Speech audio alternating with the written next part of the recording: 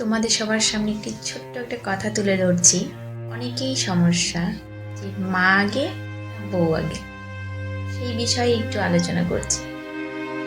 মা হচ্ছে তোমাদের জন্মদাত্রী, সে তোমাদের জন্ম দিয়েছে, নিশ্চয়ই তার ভূমিকা তো অনেক হবেই। এদিকে হচ্ছে বউ। বউ বউ তোমাদের হচ্ছে সন্তানের মা, ওর ভূমিকা কম নয়। তাই এদিকে ধরতে গেলে মাকে কখন সাপোর্ট করবে, বউকে কখন সাপোর্ট করবে, এই বিষয়টা দেখবেন। আপনার মা যখন অসুস্থ, তখন আপনি কারো কথা ধার ধারবেন না, কারো কথা খেয়াল করবেন না। মানে আপনার মেন টার্গেট থাকবে আপনার মাকে সুস্থ করানোটা।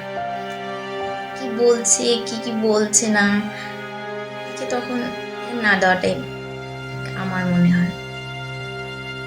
দিকে যখন আপনার জানি এখন সবাই কাজে ব্যস্ত, তাই ঠিক মতো সময় হয়তো কাউকে দেওয়া হয় না, দিয়ে উঠতে পারা যায় না।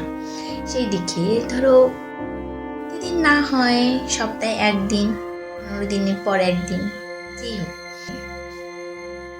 মাকে টাইম দেওয়া উচিত। মায়ের সাথে একটু বসে গল্প করা উচিত।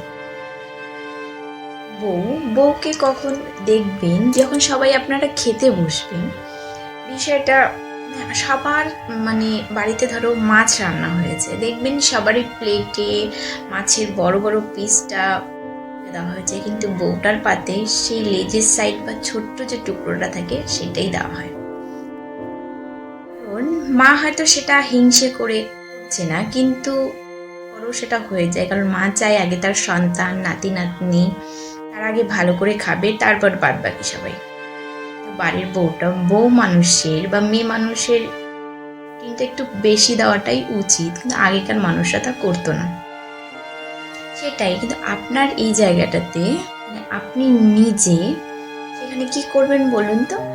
হাতা নিয়ে হয়তো তরকারির বাটিটা নিয়ে আপনার স্ত্রীকে আপনার একটা মাছের পিস দেখবেন, আপনার স্ত্রী অনেকটাই খুশি হবে।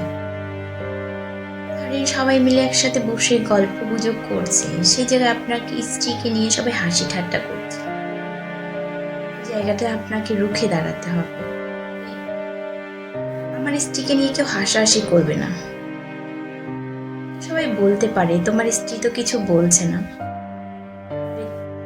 কেন বলছিস? তখন আপনি বলবেন যে আমার স্ত্রী হয়তো বলছে না, কিন্তু আমি বলছি, আমি চাই না আমার স্ত্রীকে নিয়ে হাসি ঠাট্টা করুক। স্ত্রী না কথা শুনে অনেক খুশি হবে।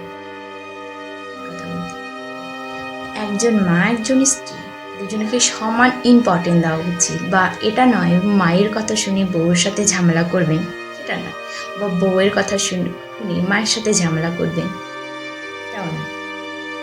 কথা মতো না, আপনার যেটা মনে হবে বা আপনার বিবেক থেকে তো বলবে কোনটা ঠিক কোনটা ভুল। মাকে আর বউকে সমান ইম্পর্টেন্ট দেওয়া উচিত। যেমন মা আপনাকে জন্ম দিয়েছে, তেমন মাকেও ফেলতে পারবে না, কিন্তু সারা জীবনটা বউর সাথেই কাটাতে হবে। বউ খেলনার পাত্র নয়।